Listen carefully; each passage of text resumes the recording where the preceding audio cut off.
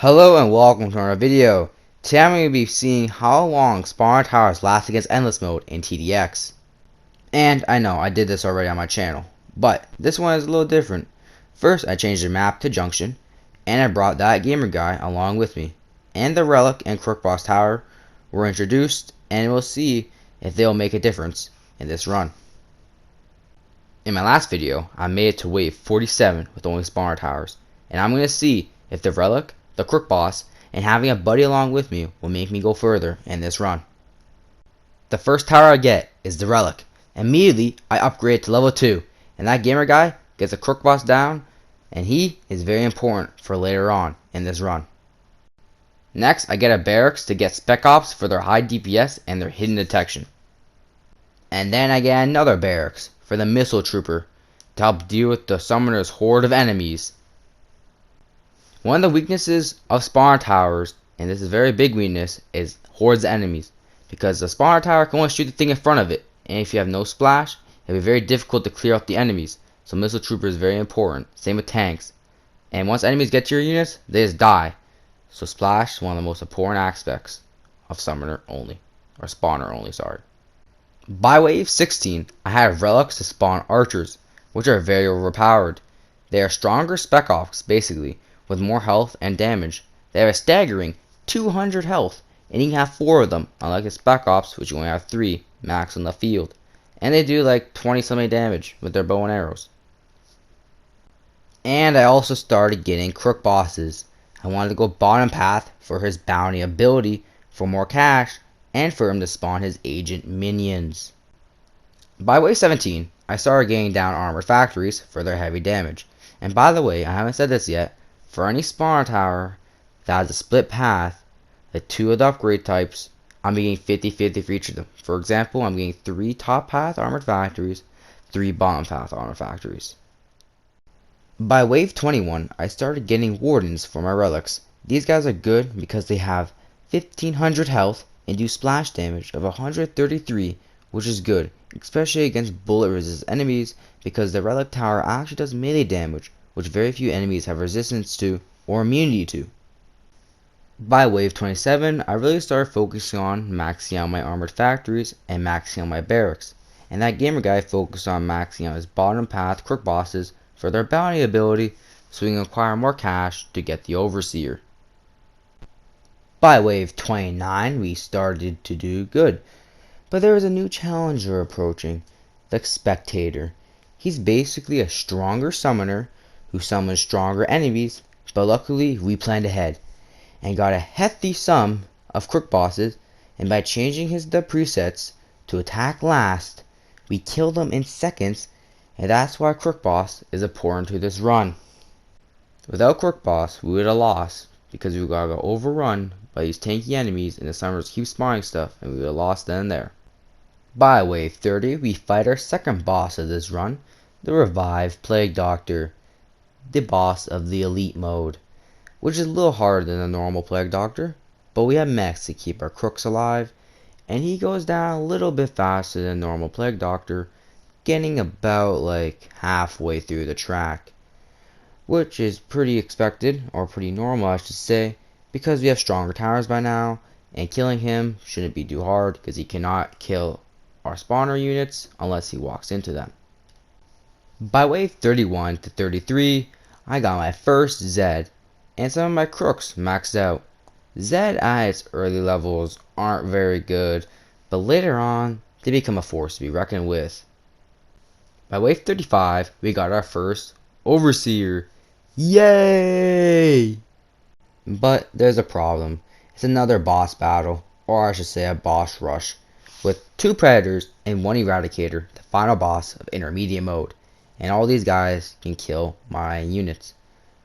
But they were pushovers, killing only 1 medic. And they made the same distance as the revived Plague Doctor. This wave was light. Even with 3 Predators, the Eradicator couldn't make it further than the revived Plague Doctor. His daddy, the Apex Predator, should be disappointed, should beat his ass when he gets back home.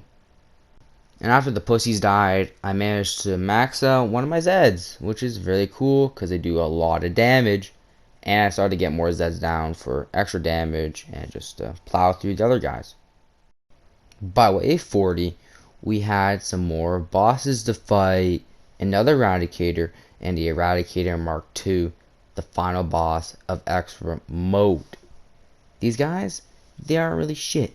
We have multiple max out Zeds and relics, meaning we do a ton, and I mean a ton, of fucking damage. And did you hear that? That little slap? That was us slapping these metal ass cheeks of these Eradicators. They didn't even make it as far as a revived Plague Doctor or a normal Plague Doctor. This is what they sound like on the battlefield.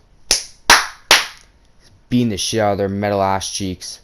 Easy peasy lemon squeezy, right? Am I right? Okay, enough of that cringe shit. I'm gonna start skipping to the bosses because these normal enemies aren't that interesting to talk about.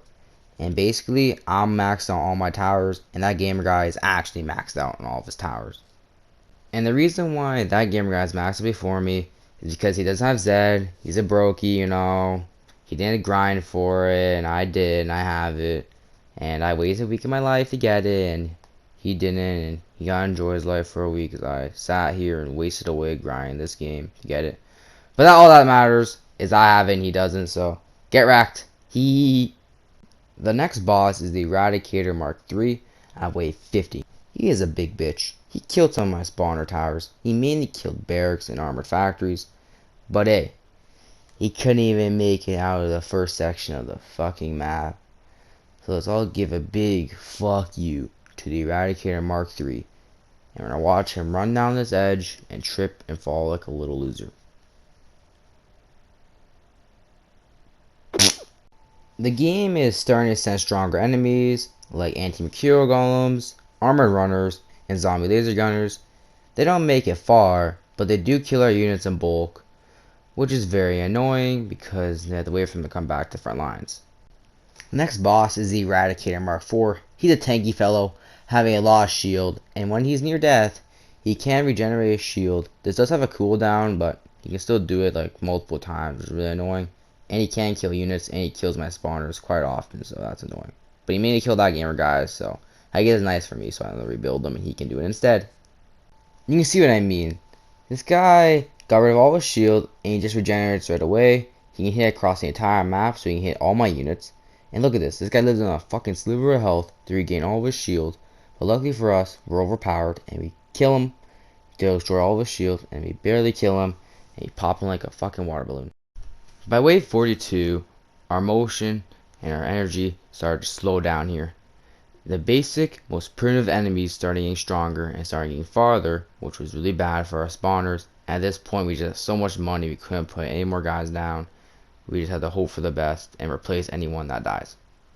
Like, are you seeing this? These basic clackers are making it this far. They legit broke the record for the normal Plague Doctor in distance. That's crazy, man. Like, that's actually fucking crazy.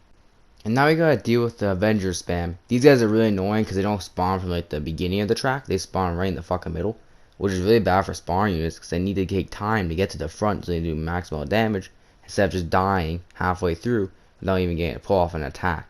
So these guys are really deadly and allow the enemies in the front to get a little bit further down the track than they normally would. But we still managed to get past them. Barely. Thanks to Overseers and Zeds, that's why we made it through this wave. Thank you guys for being in this game. Also, I realized I called them Avengers, meaning that game I called them as a joke. They're actually called Avatars. My bad, guys, my bad. Didn't want to trigger anyone, you know, my bad. Do you see that one mystery guy, or multiplayer guy? He may not look important, but he really is, because this guy has millions of health, and I did not know that, and we skipped the wave. Keep him in the back of your head for later. And we made it to wave 70. We beat my old record, fighting the Apex Predator, the final showdown. Can we beat him? The Warship Killer? With all those little Predator minions? I don't think so. Oh, fuck. Oh, fuck. Wave 68. Well, I hope you guys enjoyed that video. Sadly, we lost to a mystery. This one guy, really the main character there. But at least we made it farther than the last time, showing that Relic, crookboss, Zed, teamwork really do make a difference. And I hope you guys enjoyed this video. If you did, make sure to leave a like and subscribe. And I'll see you guys in the next one. Bye, guys.